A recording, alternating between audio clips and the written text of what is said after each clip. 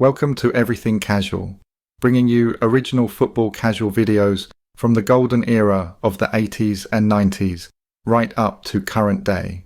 Football away day stories and historic clashes between football firms. Subscribe so you don't miss out. We upload videos every week. Chapter 1.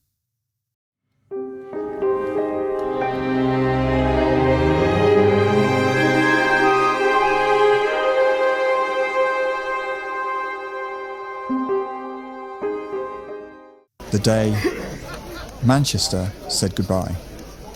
On a grey Manchester morning, the kind where the sky hangs low and heavy over the city, the streets felt quieter than usual. People lined the pavements long before the procession arrived. Some stood with arms folded against the cold. Others kept their hands buried deep in coat pockets, heads slightly bowed, waiting. They weren't there for a politician. They weren't there for a celebrity. They were there for one of their own. As the sound of hooves echoed slowly along the road, the crowd began to shift. Heads turned. Conversation stopped mid-sentence. And then it came into view, a horse-drawn carriage moving at a steady, respectful pace, draped in colours that meant everything to the people watching, red and white. Manchester United colours. Inside the carriage lay the coffin of a man whose name had travelled far beyond the streets of Gorton. A man known across terraces, cities and countries. A man whose reputation had grown over decades, whispered in pubs, shouted on away days, and remembered long after the battles had finished. His name was Eddie Cornforth. But to those who knew him, to those who stood shoulder to shoulder with him on cold terraces and packed trains, he was simply known as Eddie Beef. The crowd stretched along the route, hundreds deep in places. Some faces were weathered, lined with age and memory. Others were younger, drawn by stories passed down through generations, stories about fights, loyalty, pride and belonging. Stories about a time when football was something raw and dangerous, when reputations weren't built online, but earned face to face. As the carriage rolled past, applause broke out, slow at first, then building into a steady wave of sound that followed the coffin down the street. Not cheers, not shouting, just applause. A mark of respect. Above the procession, from a bridge overlooking the road, a banner hung heavy in the still air. The words painted across it were simple, but powerful enough to stop people in their tracks. King of the Jibbers. Those words summed up decades of reputation in just 4 syllables. For many watching that day, memories came flooding back. Train stations packed with bodies and tension. Away days where the air itself felt electric. Long journeys across England and into Europe, chasing not just football, but status, pride, and something far deeper. Something that bound men together in ways few outsiders could truly understand. Some of the men standing there that morning had grown older, slower, quieter. The fire that once burned hot in their youth had settled into something steadier, memory, reflection, loyalty. But as the carriage passed, you could see it in their eyes. Recognition, respect, history. Because whether people approved of that life or not, one thing was undeniable: Eddie Beef had left his mark. Not just on Manchester, but on football culture itself. There were men in that crowd who had travelled hundreds of miles to be there. Some had crossed cities. Others had crossed old divides. Faces once seen on opposite sides of terraces now stood together in silence. Rivals, allies, old enemies, all gathered in the same place, united for one final farewell. That alone spoke volumes. In a world built on rivalry and confrontation, respect like that wasn't handed out lightly. It was earned over years, sometimes decades, through reputation, loyalty, and presence. Eddie Beef had been there through it all, through the rise of organised firms, through the chaos of the 70s and 80s, through the battles that defined a generation of football supporters, and through the changes that followed when the old world began to fade and football started to become something very different. As the procession continued, people nodded quietly to one another. Old friends reunited, familiar faces recognised after years apart. Conversations started in hushed tones, memories shared, stories retold, names mentioned that hadn't been spoken in years. Some spoke about away days that had turned into legends. Others remembered nights in pubs packed wall to wall, laughter mixing with tension, always knowing that something could kick off at any moment. And again, one name came up: Eddie. For many, he wasn't just another face in the crowd. He wasn't just another lad on the terraces. He had been a central figure, someone whose presence meant something, someone people followed, someone people remembered. As the carriage reached its final stretch, the applause returned, louder now, stronger, echoing against the surrounding buildings. People stood straighter. Some removed their hats. Others wiped quietly at their eyes, careful not to draw attention. Because, for all the stories about violence, rivalry, and reputation, there was another side to that world: loyalty, brotherhood, identity. And that morning, all of it came together in one long, slow procession through the streets of Manchester. It was the end of a journey, but it was also a reminder of everything that had come before: the fights, the friendships, the victories and the consequences. All of it bound together in the life of one man. A man who had grown up in the working class streets of Gorton. A man who had found his place on the terraces of Old Trafford. A man who had risen through the ranks of Manchester United's most feared firm. And a man who had come to be known across England and beyond as the King of the Jibbers. But to understand how that reputation was built, to understand how one lad from Manchester became a name spoken with both fear and respect, you have to go back to the beginning, back to the streets where it all started. Back to Gorton. Chapter 2. Gorton Beginnings. Eddie Cornforth was born into a world where toughness wasn't something you learned, it was something you lived. Gorton, in Manchester's east, was the kind of place that shaped people early. Rows of tight terraces, factories looming in the distance, and streets that carried the constant noise of working class life. It was a place where neighbours knew each other, where families stuck together, and where respect wasn't given freely, it was earned. Growing up there meant learning quickly how to stand your ground. The streets themselves were a proving ground. Disagreements were settled face to face. Words carried weight, and weakness, real or imagined, could follow you for years if you didn't learn to handle yourself. For young lads in areas like Gorton, football became more than just a weekend pastime. It was identity, pride, belonging. And for Eddie, like so many others, Manchester United wasn't just a club. It was part of who he was. Old Trafford loomed large in the imagination of local boys. The roar of the crowd could be heard streets away on match days, rolling across the city like thunder. For young supporters, stepping onto those terraces for the first time felt like stepping into another world. Noise, colour, energy, thousands of voices blending into one.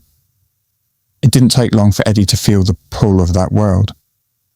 At first, it was just football, watching matches, joining the crowds, experiencing the buzz of match day.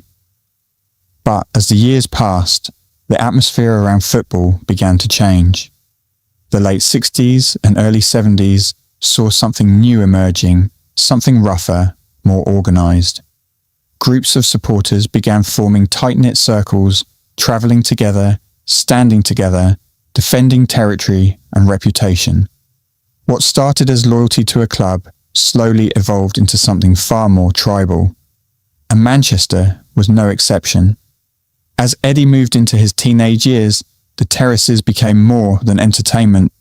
They became a battleground of identity. Different groups began carving out their presence. Names started to form. Reputations began to spread. The sense of belonging was powerful, stronger than school, stronger than work, stronger in some ways than family. Because on the terraces, loyalty meant everything. And once you were part of that world, leaving it behind wasn't easy. For Eddie, the pool was impossible to ignore. Match days became routine. Not just for the football, but for everything around it. The journey, the tension, the anticipation. Standing shoulder to shoulder with familiar faces, learning who could be trusted, who stood firm when pressure came. It was in these years that Eddie began to understand something fundamental about that world.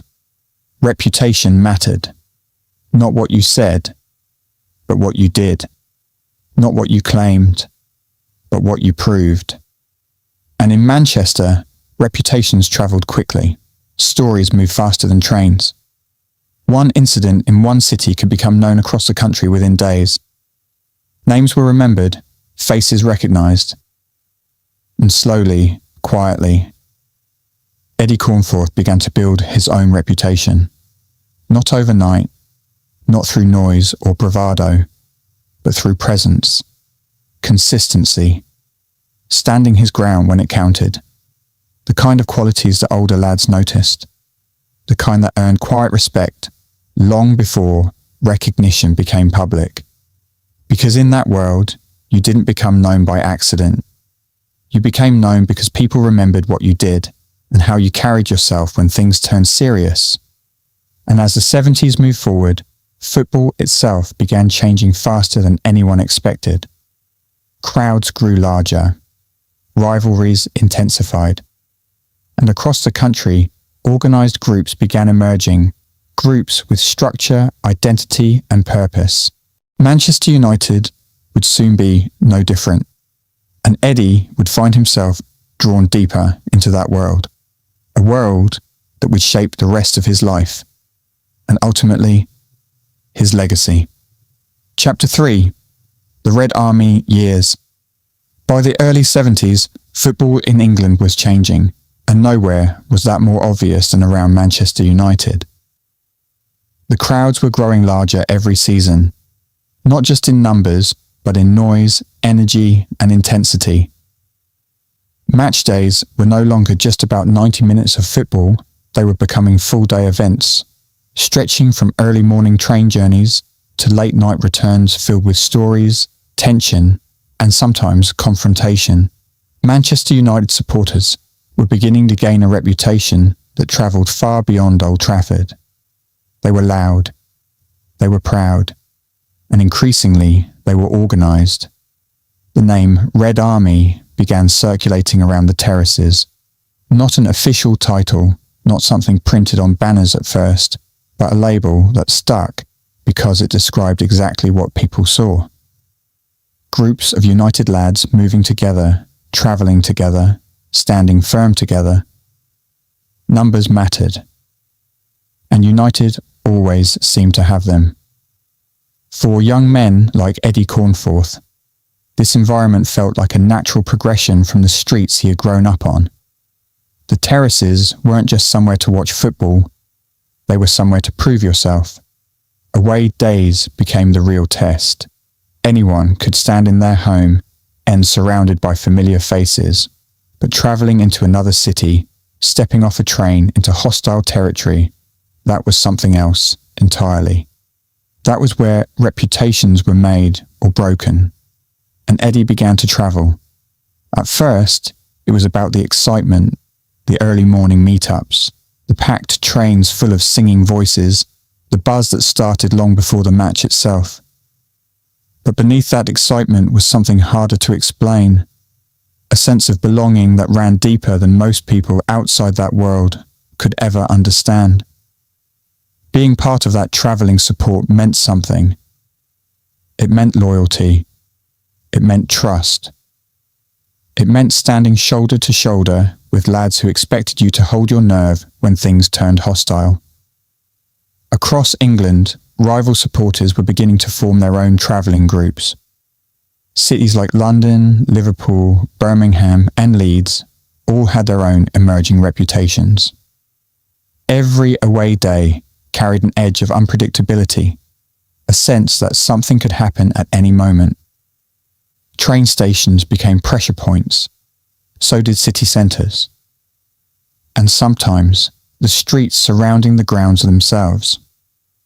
It was in those moments, waiting on platforms, walking unfamiliar streets, scanning crowds for signs of trouble, that young lads learned quickly who could be relied upon and who couldn't. Eddie was watching, learning, absorbing everything. He wasn't the loudest voice. He didn't need to be. In that world, noise meant nothing if you couldn't back it up when the moment arrived. What mattered was presence, standing firm, not running when pressure came. That was how reputations were built, slowly, piece by piece. As the Red Army presence grew stronger, stories began circulating across the country. Tales of large, united followings arriving in force, filling entire train carriages, dominating away ends, making their presence known long before kick-off. Other clubs noticed, police noticed, and rival supporters definitely noticed. Some cities became known as difficult trips, places where tensions were always high, where confrontations were almost expected. Leeds, Liverpool, London, Birmingham. Each journey carried risk. Each journey added experience. And with every mile travelled, Eddie became more embedded in that world, more familiar with its unwritten rules, more comfortable with its dangers. There was a rhythm to it all. Meet early, travel together, stay close, watch everything, trust your own. It wasn't chaos, not entirely. Beneath the surface, there was structure forming, even if nobody openly admitted it at the time. Groups began forming around trusted individuals. Faces became recognisable. Certain names started carrying weight among travelling supporters. And slowly, something more organised began to take shape. Not just a crowd, not just a gathering of supporters. Something tighter, something more deliberate. By the mid-70s, the football landscape across England had grown more volatile. News reports spoke increasingly about disorder around matches. Police presence increased, rivalries intensified, and Manchester United's travelling support became one of the most talked about groups in the country. The numbers alone made them formidable. But numbers weren't everything. Reputation came from reliability, from showing up again and again, from standing firm when challenged, from refusing to back down. That was a culture Eddie was stepping into, one built on loyalty, one built on shared experience, one built on risk. The Red Army years weren't just about football, they were about identity. Young men carving out a place for themselves in a world where strength, courage, and reputation carried more weight than anything else. And for Eddie, these years were shaping something deeper than just loyalty to a football club. They were shaping his future. Because as the decade moved forward, the loose structure of travelling support began evolving into something more defined, more organised, more selective. Smaller groups within the larger crowd began forming, groups made up of men who trusted each other completely, men who travelled together regularly, men who shared experiences that outsiders would never fully understand. And among those smaller circles, the seeds were being planted for something that would soon become legendary, something that would carry Manchester United's reputation far beyond English stadiums. something that would eventually become known across the country and across Europe, the Inter City Jibbers. And when that moment came, Eddie Cornforth wouldn't just be present, he would be central to it. Because by the time the next phase arrived, he had already built the foundation that mattered most in that world: trust, reputation, and loyalty. The kind of foundation that turned ordinary supporters into recognized names, and recognized names into leaders. Chapter 4: Birth of the Jibbers. By the late 70s, football culture across England had reached a turning point. The days of loosely organised crowds were fading. What had once been spontaneous confrontations between large groups was beginning to evolve into something more calculated. Across the country, smaller, tighter-knit units were emerging from within the larger travelling support. Groups built not on numbers alone, but on trust. Manchester United was no different. Within the wider Red Army following, certain faces began appearing again and again on away days. Not by accident, not by coincidence. These were the lads who travelled regularly, who stood firm under pressure, and who understood that reputation wasn't built through noise. It was built through action. It was within this environment that the foundations of something new began to form. Not loudly, not officially, but steadily. The name would come later.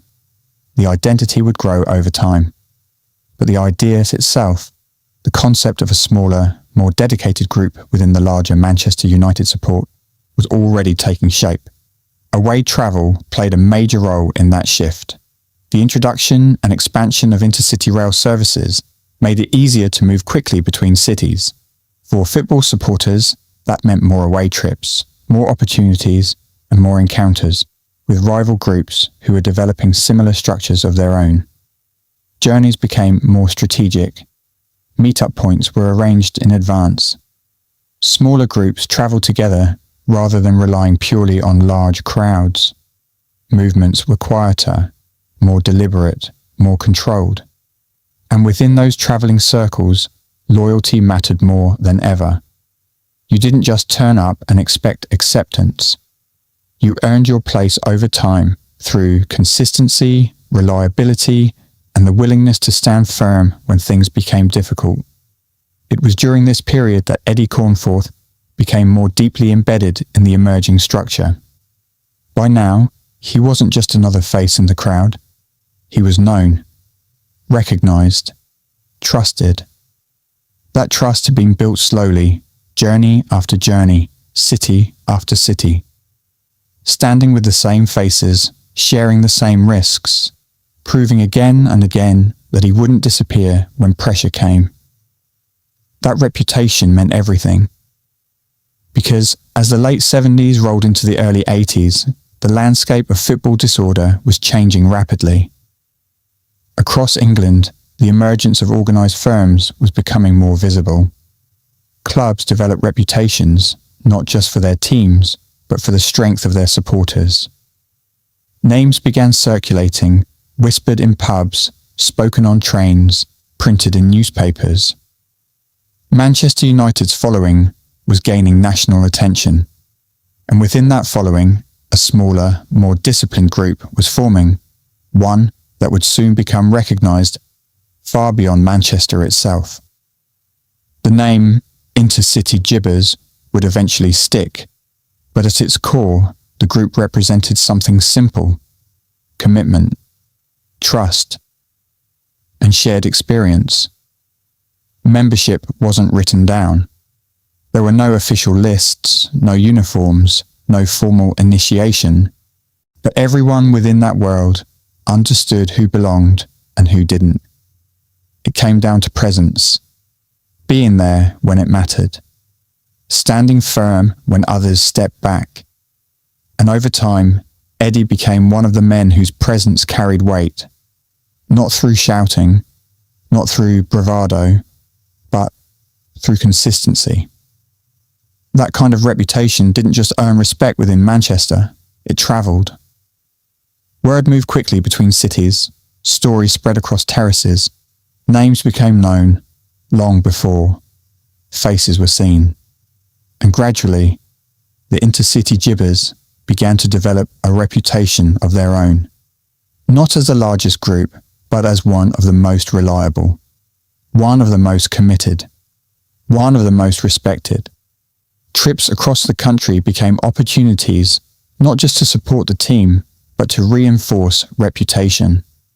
Every away day carried the same underlying tension, the knowledge that rival groups were watching, waiting, measuring strength.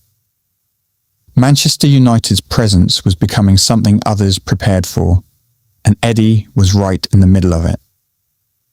As the group solidified, bonds between members grew stronger. Shared experiences created a sense of loyalty that went beyond football itself. Long train journeys, late-night returns, close calls and narrow escapes. Moments that outsiders would never fully understand. These weren't just supporters travelling together anymore. They were something closer to a brotherhood, and within that brotherhood, certain individuals naturally rose in status. Not because they demanded it, but because others recognized their reliability. Eddie was one of those individuals.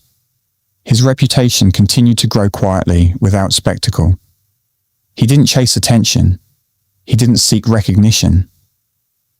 But in that world, actions spoke louder than words. And people noticed. By the early 80s, the Inter City Jibbers name had become firmly established. Across England, rival groups were becoming familiar with the reputation attached to Manchester United's smaller travelling unit. Encounters became more intense, more organised, more deliberate. The stakes were rising. Police forces began paying closer attention. Surveillance increased. Intelligence units monitored travel routes and gathering points. Football was changing, and so was the response to the culture surrounding it. But inside that world, the commitment remained strong. Because for many of the men involved, this wasn't just about football anymore.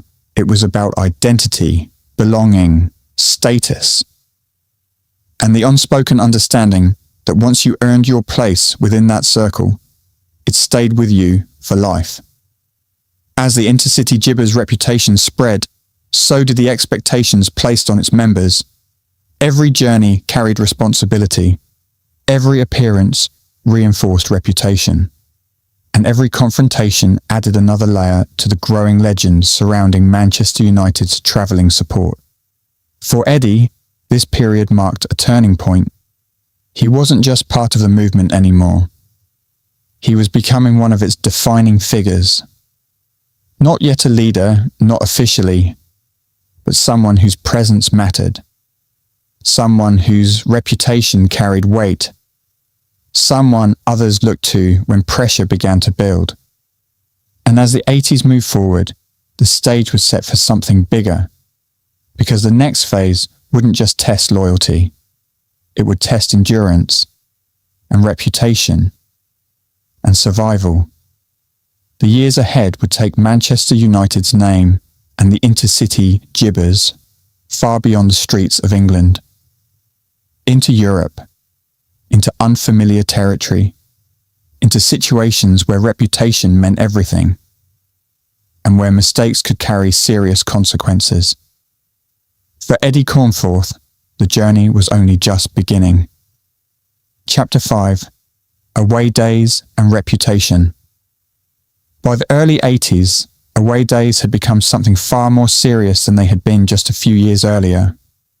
What once felt like organised chaos was now shifting into something sharper, more calculated. Across England, rival firms had grown stronger, tighter, and more determined to defend their own reputations. Every trip carried an edge that hadn't always been there before. For the lads travelling with Manchester United, every away fixture felt like stepping into unknown territory. You never quite knew what waited at the other end. The early mornings became routine. Meeting points agreed days in advance. Familiar faces gathering in pubs before sunrise, steam rising from mugs of tea or pints taken earlier than most people would think sensible. There was always a sense of anticipation, not just about the football, but about everything surrounding it. The journey itself became part of the experience. Packed train carriages filled with voices, laughter, tension. Windows steamed up from the heat of bodies pressed shoulder to shoulder. Songs breaking out without warning, banter moving up and down the aisles. But underneath it all, there was always that quiet awareness, the knowledge that once the train pulled into the destination city, the atmosphere could change instantly. Stations became focal points, places where rival supporters sometimes waited, places where police presence was often heavy, places where the first signs of trouble could emerge long before the match itself. Manchester United's travelling support had grown into something formidable by this stage. Their numbers alone made an impression, but it wasn't just numbers that mattered anymore. It was reputation. And reputation travelled faster than any train. Across England, rival firms had begun to take notice of Manchester United's presence. Stories circulated about the consistency of their travel, the strength of their following, and the reliability of the smaller groups that moved within the larger crowd. Among those groups, the Inter City Jibbers had begun building a name of their own, a name that appeared in conversations across terraces and pubs in cities far from Manchester, a name that carried weight. Not through advertising, not through boasting, but through repeated appearances in places where pressure ran high. For Eddie Cornforth, these years became a defining stretch of his life. By now, he was no longer learning the rules, he was living them. Every away trip added another layer to his reputation. Every journey placed him alongside the same trusted faces, strengthening bonds that would last decades. Shared experiences built loyalty in ways few other environments could match. Long journeys, late returns, moments where decisions had to be made quickly, moments where hesitation could mean trouble. It was during this period that Eddie's presence began to stand out more clearly, not because he demanded attention, but because he remained steady when situations turned tense. That steadiness earned respect, respect that grew quietly, spreading from group to group, city to city. Because in that world, word travelled quickly. If someone stood firm under pressure, people remembered. If someone backed their mates without hesitation, people talked about it. And if someone consistently showed up again and again, their name became known. Eddie was becoming one of those names. Certain away trips became known for their intensity. Fixtures against traditional rivals always carried tension, but even routine matches could escalate without warning. The unpredictability was part of the culture. City centres became testing grounds, train stations became pressure points, and sometimes the streets surrounding grounds became battlegrounds of reputation. But it wasn't constant chaos. There were long stretches of waiting, hours spent scanning crowds, watching movements, reading the mood of unfamiliar places, learning when to move and when to hold back, understanding that timing mattered as much as strength. These weren't random encounters anymore. They were becoming calculated, measured, deliberate. And within that world, the Inter City Jibbers' reputation continued to grow. Not because of size, but because of reliability. Other firms began recognising familiar faces from Manchester United's travelling corps. Rival groups prepared differently when United came to town. Police forces adjusted their planning accordingly. Manchester United away days were no longer routine events. They were considered high-risk occasions. And within those high-risk environments, certain individuals began standing out more clearly than others. Eddie was one of them. His reputation wasn't built on noise or theatrics. It came from presence, from always being there, always standing alongside the same group, always carrying himself with the same steady confidence. People noticed that, and more importantly, people remembered it. As the years passed, the journeys became longer, the expectations higher, and the pressure more intense. The culture surrounding football had shifted into something harder, more serious than it had been just a decade earlier. This wasn't just about supporting a team anymore. It was about defending identity, representing your city, protecting reputation. And for Eddie, those responsibilities became second nature. Every trip added another story, another memory, another piece of reputation that followed him wherever he went. By the mid-80s, the Inter City Jibbers name had travelled far beyond Manchester. Rival supporters spoke about them with a mixture of caution and curiosity. Police intelligence units monitored their movements closely. Newspapers began reporting more frequently on organised groups associated with major clubs. Football itself was changing. Crowd control measures increased. Security tightened. Surveillance became more common. But within that tightening environment, the travelling culture remained strong. Because for many involved, the risks had become part of the identity. And Eddie was now deeply rooted in that identity. He had moved beyond being just another member of the group. He was becoming a figure people recognised, someone whose presence carried meaning, someone whose reputation continued to grow with every journey taken. And as domestic trips continued building his standing across England, another opportunity was beginning to emerge, one that would take Manchester United supporters far beyond familiar territory. European football, foreign cities, unfamiliar environments, different languages, different laws, but the same reputations. For many supporters, Europe represented adventure. For others, it represented risk. For Eddie and the Inter City Jibbers, it would represent something else entirely. Expansion. Because the next chapter wouldn't just test their reputation across England, it would test it across borders. Chapter 6. Europe under siege. By the mid to late 80s, European football had become the next frontier for travelling supporters. For many fans, European away trips felt like an adventure, new cities, different cultures, unfamiliar stadiums. It was a chance to see parts of the world that many working-class lads had never imagined visiting.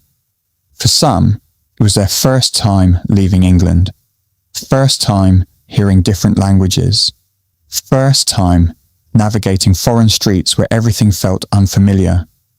But for others, Europe represented something else entirely. Opportunity, not just for travel, but for reputation. By this stage, the name Inter City Jibbers had already begun circulating well beyond English terraces. Across England, their reputation had been built through consistency, reliability, and presence. Now, European football opened the door to something bigger, a chance to test that reputation against entirely new environments. Foreign cities brought different challenges, different policing methods, different consequences, and very often less tolerance for the kind of disorder that had become familiar on English soil. Travelling abroad required planning on a different level. Flights replaced trains.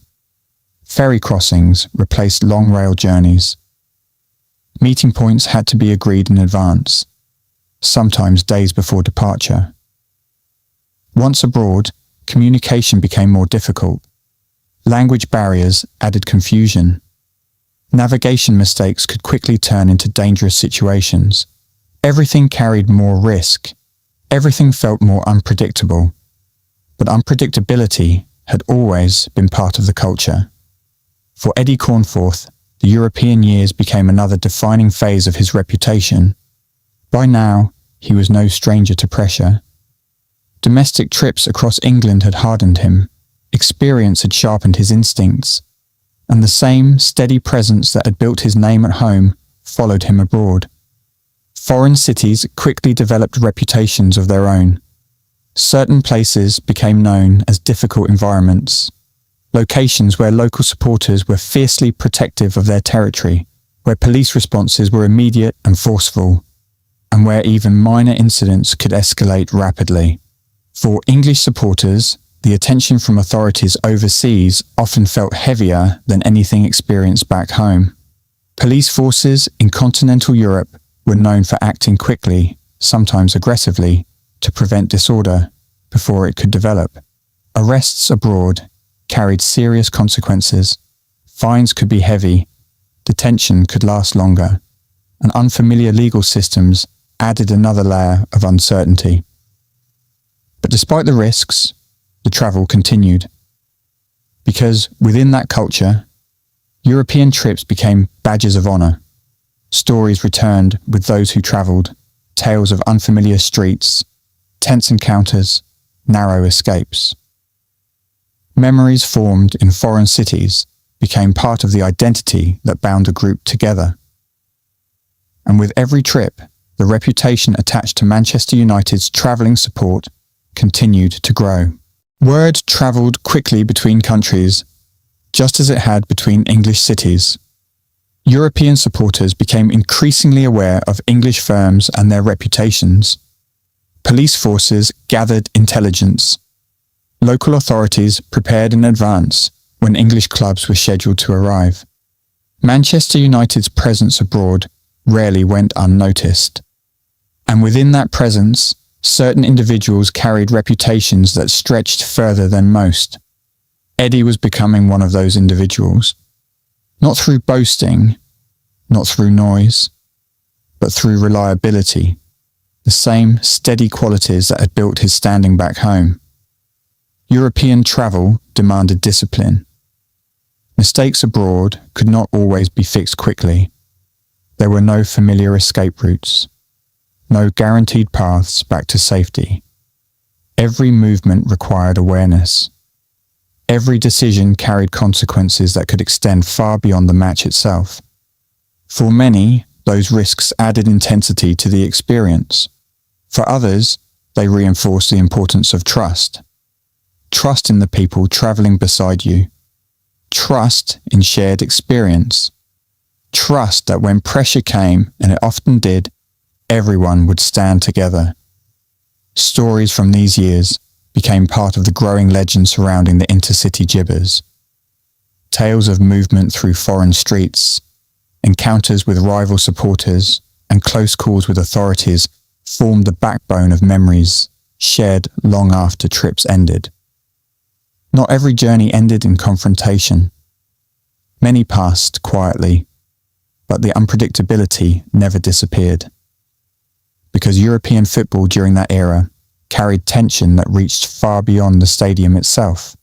Political tensions in certain regions, cultural differences, and heavy-handed policing created environments that felt volatile from the moment English supporters arrived. And through it all, reputations followed. Manchester United supporters were known before they even stepped off planes or ferries. Their history preceded them. Their presence alone was enough to trigger heavy security responses in some cities. That attention only reinforced a sense of identity among travelling groups. Because when authorities prepared in advance for your arrival, it confirmed something many already believed, that reputation mattered. That presence mattered. That history travelled with you wherever you went. For Eddie, those years strengthened his standing further. Each successful journey added to the growing recognition surrounding his name. Each appearance reinforced the idea that he was dependable, someone who could be counted on when situations turned tense. And that reliability placed him closer to the centre of the group's identity, not through title, not through declaration, through recognition. Others began to look toward him more often, quietly, without words, when uncertainty crept into unfamiliar surroundings. Because in that world, leadership wasn't assigned. It emerged, gradually, naturally, through experience and reputation. By the late 80s, the Inter City Jibbers had become one of the most recognised travelling groups associated with Manchester United. Their reputation extended beyond England and into European conversations. Authorities monitored them closely. Rival supporters prepared carefully when fixtures brought Manchester United into their territory.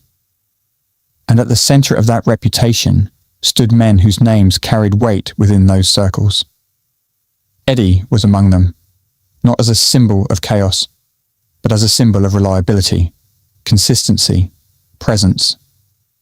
The European years marked a shift from national reputation to international recognition. But with that recognition came consequences. Pressure from authorities increased. Surveillance became more common. And the risks associated with that lifestyle grew heavier with every passing season. Because eventually, every reputation carries a cost. And for Eddie, that cost was beginning to draw closer. The years ahead would test more than reputation. They would test resilience, endurance, and survival, because the next phase of the story would place Eddie firmly at the centre of his world, not just as a participant, but as a recognised figure whose influence shaped the identity of those around him. A figure many would come to describe with a title that echoed across terraces and city streets alike: the King of the Jibbers. Chapter 7: The King of the Jibbers. By the late 80s, the football world surrounding Manchester United had changed dramatically from the days when Eddie first stepped onto the terraces. What had once been a loose culture of travelling supporters had evolved into something far more defined. Across England and into Europe, firms had become established, reputations hardened, and identities firmly embedded in football folklore. Within that landscape, certain names carried more weight than others, not because of headlines, not because of noise, but because of consistency, because of presence, because of the kind of reliability that others came to depend on without needing to say a word. By this stage, Eddie Cornforth was one of those names. His reputation had been built over years, not weeks, not months, but seasons filled with long journeys, tense encounters, and shared experiences that shaped the identity of the group around him. Among the men who travelled regularly with Manchester United, Eddie's presence meant something. It meant steadiness. It meant confidence. It meant that when pressure came, someone reliable stood nearby. Within the Inter City Jibbers, respect wasn't demanded, it was earned. And by now, Eddie had earned plenty of it. The nickname that followed him, Eddie Beef, had begun circulating years earlier, but during this period, it took on a different meaning. It wasn't just a label anymore, it became shorthand for reliability. A name people recognised across cities and across borders. And then came another title, one that stuck more firmly than anyone might have expected: King of the Jibbers. It wasn't announced, it wasn't voted on, it wasn't written into any rulebook. Like most things in that world, it emerged naturally through reputation, recognition, and the quiet agreement of those around him. Because by this point, Eddie had become something more than just a member. He had become a figurehead, not the loudest, not the most boastful, but one of the most dependable. And in that world, dependability mattered more than anything else. Younger lads entering the travelling culture began hearing his name long before meeting him in person. Stories circulated, accounts of trips taken, pressure faced, and loyalty demonstrated time after time. For many of them, hearing the name Eddie Beef carried meaning. It represented a standard, a level of commitment expected from those who wanted to be taken seriously. Older members of the group understood it too. They had seen the years of consistency that built that reputation. They had witnessed the moments where decisions mattered, where standing firm meant everything, and they remembered who stood steady when pressure came. By now, Manchester United's travelling support had earned attention not only from rival firms, but from authorities as well. Police intelligence units tracked movements more closely than ever before. Surveillance increased. Travel restrictions became more common. The landscape had grown tighter, harder, less forgiving. But within that environment, reputation still carried enormous weight. And Eddie's reputation continued to grow. He had become one of the men others instinctively watched during tense moments. Not for instruction, but for reassurance. His presence alone provided confidence, a steady point in situations that could change without warning. That kind of influence couldn't be manufactured. It had to be earned. And it had to be maintained. Because once reputation reached that level, expectations followed. Every appearance reinforced the identity attached to his name. Every journey added pressure to maintain the standard already established. And over time, the title King of the Jibbers began appearing more frequently, spoken in conversation, remembered in stories, repeated in recollections years later. Not as a joke, not as exaggeration, but as recognition. Because within that world, leadership rarely came through command. It came through example, through reliability, through standing where others expected you to stand. The 80s were reaching their final years, and football itself was entering a period of enormous change. New regulations, stricter policing, and shifting public attitudes began reshaping the environment surrounding supporters. Old habits became harder to maintain. Old routines became more complicated. And the risks associated with that lifestyle grew heavier. But within the travelling culture, loyalty remained the strongest force. Because for many involved, these weren't just acquaintances, they were lifelong bonds. Men who had shared years of journeys, tension, laughter, and pressure. Men who had built friendships forged under circumstances few outsiders could understand. And at the centre of many of those memories stood Eddie. Not as a symbol of chaos, not as a loud personality seeking attention, but as a constant presence, reliable, recognisable, respected. By now, the reputation attached to his name stretched across decades of involvement. Stories connected to his presence became part of the identity of the group itself. Younger supporters heard them, older supporters repeated them. And gradually, the nickname solidified into something more permanent. The King of the Jibbers, a title that carried meaning not just within Manchester, but across the wider network of travelling supporters who had encountered United followers over the years. But with recognition came consequences, because reputation didn't just attract respect, it attracted attention. Authorities watched more closely. Records were kept more carefully. Opportunities for mistakes became fewer. And as the football world moved toward the 90s, pressure from outside forces continued increasing. The lifestyle that had once felt like freedom began carrying heavier risks. Legal risks, personal risks, and long-term consequences that few had fully considered in their early years. For Eddie, those consequences would eventually become unavoidable. Because no matter how strong a reputation becomes, no matter how respected a name grows, time eventually demands a reckoning. And the years ahead would bring challenges that tested not just reputation, but resilience. Because the next chapter wouldn't focus on status or recognition. It would focus on reality, on consequences, on the moments where loyalty met responsibility and choices carried lasting weight. For Eddie Cornforth, the years of recognition had reached their peak, but the hardest lessons were still to come. Chapter 8: Consequences and Reality. By the time the 90s began to take shape, the world surrounding football supporters had started changing faster than ever before. The days of large-scale disorder passing with minimal consequences were fading into memory. Across England, authorities had tightened their grip on the culture that had dominated terraces for decades.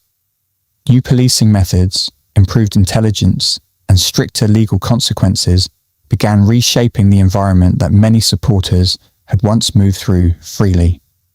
The football world that Eddie Cornforth had grown into was no longer the same.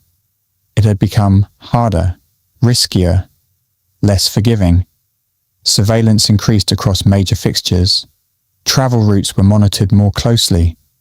Known faces became familiar, not just to rival supporters, but to police forces across the country. Intelligence units gathered names, movements, and patterns, slowly building records that followed individuals wherever they went.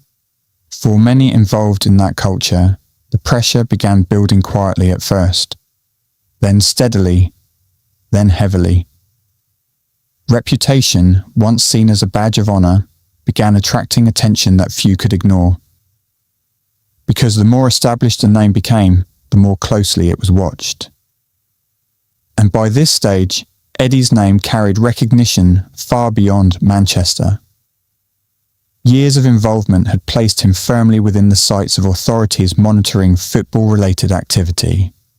The same reliability that earned respect among peers also made him visible to those responsible for controlling disorder. It was an unavoidable reality of that world. Success brought attention. Attention brought pressure. And pressure eventually brought consequences. For many supporters, the introduction of stricter legal penalties marked a turning point. Arrests became more serious. Court appearances carried heavier sentences. Restrictions placed on travel and attendance began affecting daily life in ways few had imagined during earlier years. The lifestyle that once revolved around weekend journeys and shared experiences began intersecting with responsibilities outside football. Work, family, future. These realities didn't arrive all at once. They crept in gradually. A missed shift here, a warning from an employer there, a growing sense that the risks once accepted without hesitation were beginning to carry consequences that stretched beyond the terraces. For Eddie, this period marked a moment of reflection, not necessarily withdrawal, but awareness. The world had changed, and everyone within it could feel the difference. Football itself was transforming. Stadium safety measures increased. Seating replaced terraces in many grounds. Crowd control improved. Security tightened. What had once felt raw and unpredictable began shifting towards something more controlled, more structured, more regulated. The atmosphere that defined the 70s and 80s was slowly disappearing, and with it, the lifestyle that had shaped so many identities. But while the environment changed, loyalty remained strong among those who had travelled together for years. Bonds formed through shared experiences didn't vanish overnight. Friendships built across decades carried weight far beyond football itself. That loyalty became especially important as legal consequences began affecting individuals more directly. Court appearances became part of life for many involved in the culture. Legal proceedings brought stress that few had anticipated during earlier years. Fines, restrictions, and official scrutiny created pressures that reached into everyday routines. For some, it marked the beginning of withdrawal from the lifestyle. For others, it reinforced commitment. Because stepping away from something that had defined your identity for years wasn't simple. It wasn't just about football, it was about belonging. And belonging wasn't easily replaced. For Eddie, the responsibilities that came with reputation became clearer during this period. Recognition brought expectations, not just from those within the group, but from authorities observing movements and behaviour. The margin for mistakes became smaller. The consequences for those mistakes became heavier, and the environment surrounding football grew increasingly unforgiving. Yet, despite the tightening conditions, respect remained firmly attached to Eddie's name. Years of reliability hadn't been forgotten. Shared journeys, shared risks, and shared memories continued binding people together long after the most intense years had passed. Because even as the world changed, memory didn't.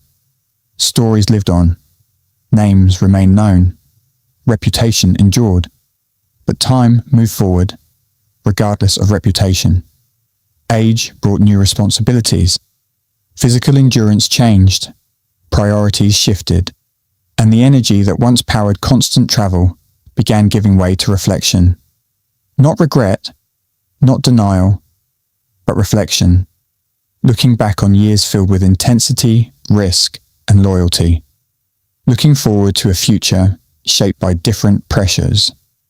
Because eventually, every chapter reaches its turning point. For Eddie, this period wasn't about decline, it was about transition. The closing of one era, the beginning of another. The world that had defined decades of his life was evolving into something unfamiliar, something controlled, something far removed from the raw environment that had shaped his early years. And as that transition unfolded, the meaning of reputation itself began to change. It was no longer about proving strength on distant streets. It became about legacy, about memory, about the mark left behind after the noise faded. Because long after the final journeys ended, long after the last away days passed into memory, one thing remained constant: respect. And Eddie had earned plenty of it. But as the years moved forward, the story of Eddie Cornforth would shift from reputation to remembrance. Because eventually, every name, no matter how strong, reaches the moment when its meaning is carried forward, not by presence, but by memory. And that memory would shape the final chapter of his story. Chapter 9. Legacy that never left time moves on, whether people are ready for it or not. The football world that once defined entire generations slowly transformed into something different. Stadiums changed, policing changed, supporter culture changed. The wild, unpredictable days that once shaped reputations across the country began fading into history. But some names didn't fade with them. Some names stayed alive in memory. And one of those names was Eddie Cornforth, better known to those who travelled beside him as Eddie Beef. To younger supporters hearing the name years later, it might sound like just another nickname from another era, but to those who lived it, it meant something far bigger. It meant loyalty, presence, reliability, and respect. Because in that world, respect wasn't handed out freely. It was earned.